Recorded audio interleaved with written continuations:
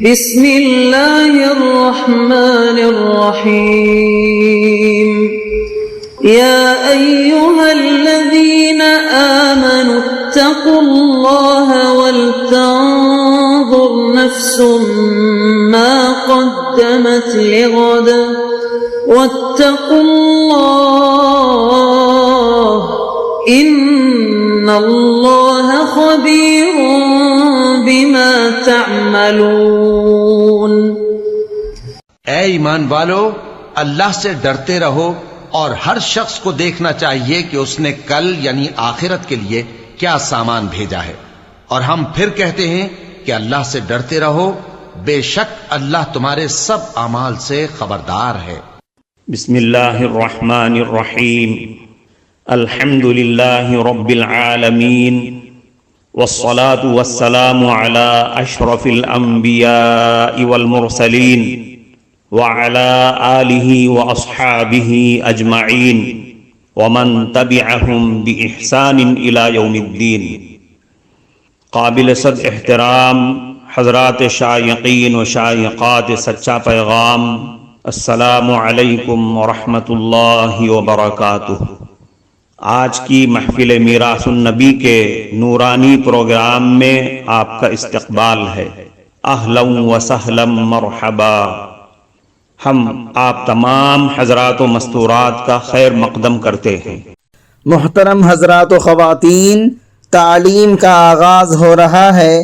سب سے پہلے آداب تعلیم کا لحاظ کرتے ہوئے تعلیم کی طرف متوجہ ہو جائیں۔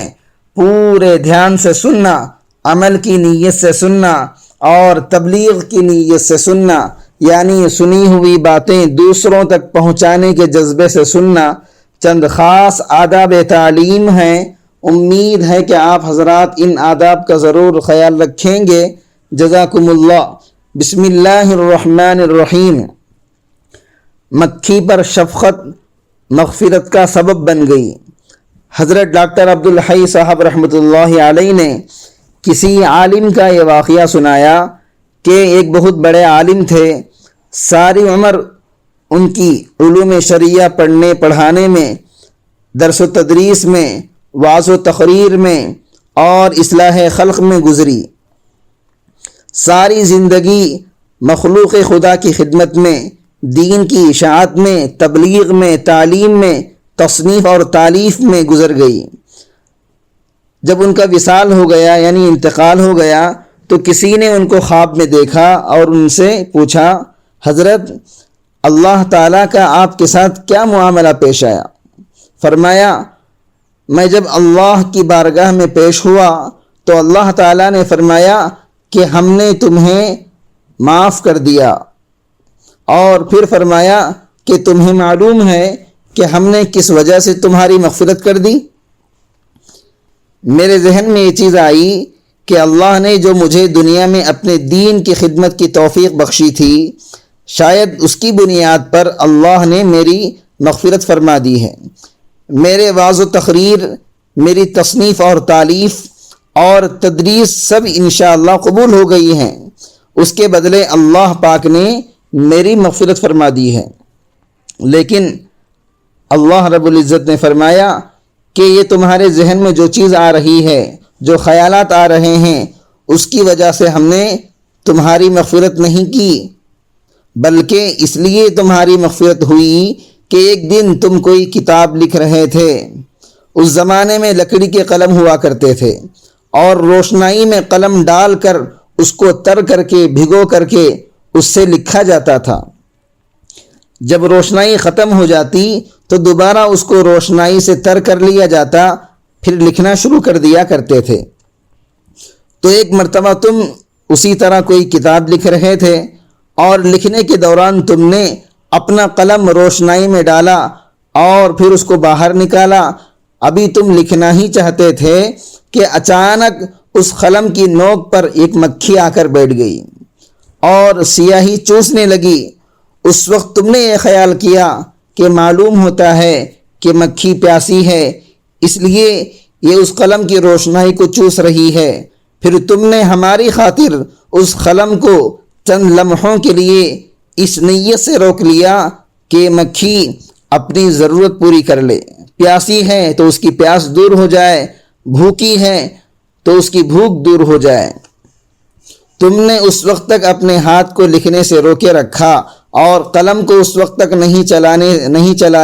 چلانے سے روکے رکھا جب تک کہ وہ مکھی اس پر بیٹھ کر سیاہی چوستی رہی۔ جب وہ سیاہی چوس کر اڑ گئی تو تم نے اپنا کام شروع کر دیا۔ تمہارا یہ عمل ہمارے واسطے تھا، ہم کو راضی کرنے کے لیے تھا۔ ہمیں تمہارا یہ عمل بہت زیادہ پسند آیا، اس وجہ سے ہم نے تمہاری مغفرت کر دی۔ دیکھیں، اخلاص کے ساتھ انہوں نے ایک مکھی کے ساتھ ہمدردی اور شفقت کا معاملہ کیا تو ان کے لیے وہ مکھی ذریعہ نجات بن گئی۔ احادیث طیبہ میں ایک واقعہ آتا ہے، مشہور واقعہ ہے، ایک فاحشہ کا عمل۔ دیکھیں، ایک عورت ہے، ساری عمر اس کی بدکاری میں گزر گئی، فاحشہ ہے، بے حیا عورت ہے۔ ایک دن وہ کہیں جنگل سے گزر رہی تھی، اس نے دیکھا کہ ایک کتے کا بچہ پیاس کی وجہ سے مٹی چاٹ رہا ہے۔ مٹی ذرا گیلی تھی، بھیگی تھی، وہ اپنی پیاس بجھانے کے لیے مٹی چاٹ رہا تھا۔ قریب میں ایک کنواں تھا، اس کے اوپر کوئی ڈول رسی نہیں تھی جس سے پانی نکالا جا سکے۔ اس فاحشہ عورت کو بڑا ترس آیا اور بہت ہی رحم آیا کہ ہائے، یہ بے زبان جانور بیچارہ کتنا پیاسا ہے اور کیسی تکلیف میں مبتلا ہے۔ اس نے اس کنویں کے ارد گرد رسی ڈھونڈا، ڈول ڈھونڈا، لیکن کچھ بھی نہیں ملا۔ آخر اس نے اپنا دوپٹہ اتارا اور پاؤں سے اپنے چمڑے کا موزہ اتارا، پھر دوپٹے سے اس موزے کو باندھا، پھر اس کو کنویں میں لٹکایا اور اس سے پانی نکالا۔ اس طرح اس نے کنویں میں سے پانی نکال کر کتے کی پیاس کو بجھا دی۔ حدیث میں آتا ہے کہ اللہ تعالیٰ کو اس کا یہ عمل اتنا پسند آیا، اسی پر اللہ تعالیٰ نے اس کی مغفرت کر دی۔ اگر ہمارے اندر تحمل اور بردباری کی صفت پیدا ہو جائے تو اس سے انسان جانوروں کے لیے بھی ہمارے اندر شفقت آ سکتی ہے۔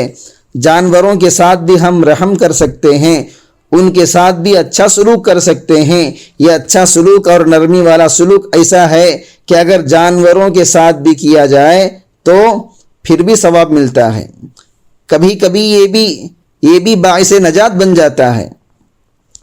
انسانوں کے ساتھ اور انسانوں میں مسلمانوں کے ساتھ خاص طور سے ہمدردی اور خیر خواہی اور ان کے کام آنا، یہ بہت اونچا عمل ہے، اور یہ جب ہی ہمارے اندر آ سکتا ہے جب ہم اس عادت کو اپنے اندر پیدا کریں گے۔ جب یہ عادت پیدا ہو جائے گی تو یہ کام ہمارے لیے بالکل آسان ہو جائے گا، اور جب تک یہ عادت پیدا نہیں ہوگی اس وقت تک مشکل ہے کہ ہم کسی کے ساتھ اچھا برتاؤ کر سکیں، اچھا سلوک کر سکیں۔ لہذا ہمیں یہ عادت ڈالنی چاہیے اور اس کے لیے کوشش کرنی چاہیے، اور اس کے ساتھ مخلوق کے ساتھ خزدن شفقت کا، احترام کا، اکرام کا، نرمی کا معاملہ کرنا چاہیے، اور حسب توفیق، حسب ہمت اور حسب استطاعت ان کی خدمت میں بھی ہمیں لگنا چاہیے۔ محترم ناظرین کرام، اس دینی اور ایمانی بیان کو سننے کے دوران ہی اس کو لائک کر دیجئے اور شیئر بھی کر دیجئے تاکہ دوسرے بھی اس سے فائدہ اٹھا سکیں۔ اللہ آپ کو جزائے خیر عطا فرمائے۔ کام کرنے سے آتا ہے، جیسے نماز پڑھنے سے نماز پڑھنی آتی ہے، روزہ رکھنے سے روزہ رکھنا آتا ہے، تسبیح پڑھنے سے تسبیح پڑھنی آتی ہے، لکھنے سے لکھنا آتا ہے، اسی طرح تمام کارہائے خیر کی عادت ڈالنے سے عادت پڑتی ہے۔ کام کرنے سے کام آتا ہے، خالی سوچنے سے کام نہیں آتا۔ سوچنے سے معاونت تو ہوتی ہے، لیکن کام قدم آگے بڑھانے سے آئے گا۔ البتہ جس کے ساتھ بھی اچھا برتاؤ کریں اور اچھا سلوک کریں تو پہلے اپنا قبلہ ٹھیک کریں اور اپنے دل کا رخ صحیح کریں، اور محض اللہ کو راضی کرنے کے لیے کریں، نہ مخلوق کو دکھانے کے لیے ہو، نہ مشہور ہونے کے لیے ہو، نہ اس لیے کہ لوگ ہماری تعریف کریں، نہ اس وجہ سے ہو کہ ہماری شان بڑھے، نہ اس وجہ سے ہو کہ لوگ کہیں کہ فلاں آدمی بڑا سخی ہے، فلاں تو بہت ہی ہمدرد ہے، فلاں تو بہت ہی خیر خواہ ہے۔ ہر چھوٹے بڑے کے کام آتا ہے۔ یہ تعریفی جملے سننے کی بھی ہماری کوئی نیت نہیں ہونی چاہیے، نہ عدل بدلے کی نیت ہو، نہ یہ نیت ہو کہ فلاں ہمارے کام آتا ہے لہذا ہم بھی اس کے کام آتے ہیں، جو ہمارے کام نہیں آتا ہم بھی اس کے کام نہیں آتے۔ ہم نے کبھی غلطی سے 2-4 مرتبہ کسی کی خدمت کر دی یا کسی کے کام آ گئے یا ہمدردی کر دی یا مدد کر دی، پھر جب ہمیں مدد کی ضرورت پیش آئے اور اس نے ہماری مدد نہیں کی تو اس وقت پتہ چلتا ہے کون کتنے پانی میں ہے۔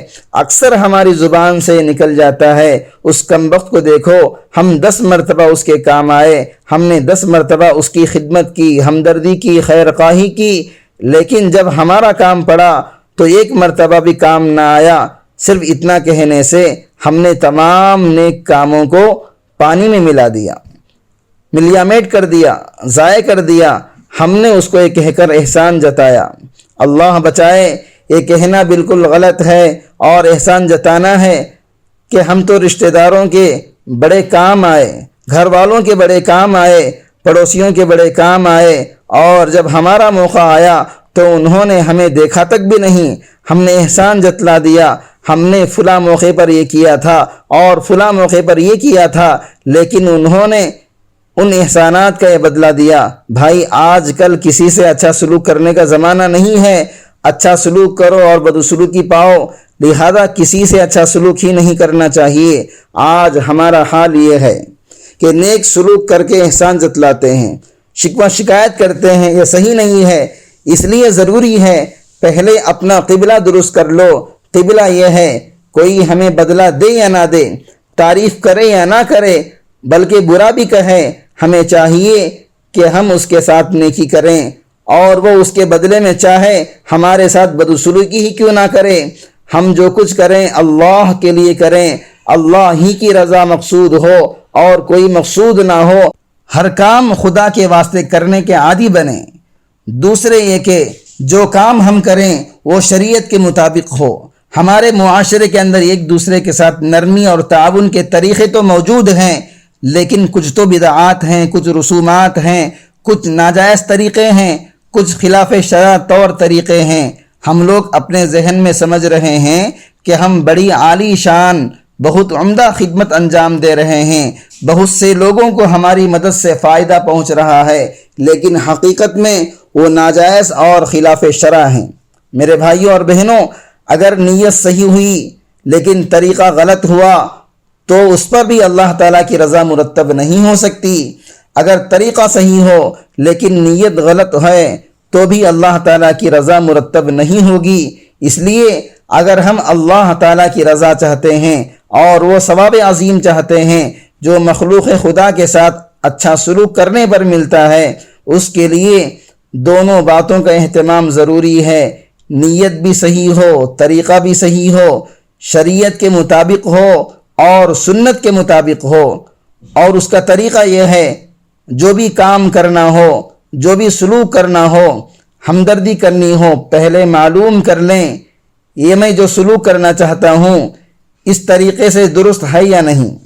اگر وہ کہیں کہ ہاں درست ہے تو کر لو، اگر وہ منع کر دیں تو پوچھ لو کس طریقے سے کروں، جو وہ طریقہ بتلائیں گے اسی طرح کر لو۔ بس پوچھ کر کرنا یہ ایسا گر ہے کہ اگر آدمی اس کو اپنے دامن میں باندھ لے تو عمر بھر انشاءاللہ آدمی سے کبھی غلطی اور کبھی خطا نہیں ہوگی۔ معزز شائقین و شائقات سچا پیغام، آپ کو اندازہ لگ گیا ہوگا کہ یہ مضمون کتنا اہم ہے اور کس قدر فائدہ مند ہے۔ کم سے کم درجے میں سوشل میڈیا کے ذریعے سے بھی ہم اس کو زیادہ سے زیادہ شیئر کریں گے تو دعوت کے فریضے کی کوششوں میں ہم بھی اپنا کچھ حصہ ڈالنے والے بن سکتے ہیں۔ لہٰذا زیادہ سے زیادہ اس کو عام کریں تاکہ پوری دنیا کے ہندوؤں کی غلط فہمی دور ہو جائے اور انہیں یہ زمینی حقیقت معلوم ہو جائے، اور وہ اپنے اصل مذہبی لیڈر پیغمبر آخر الزماں حضرت محمد الرسول اللہ صلی اللہ علیہ وسلم کو ماننے پر مجبور ہو جائیں اور کلمہ پڑھ کر آپ کے ساتھ ساتھ وہ بھی جنت میں جانے والے بن جائیں۔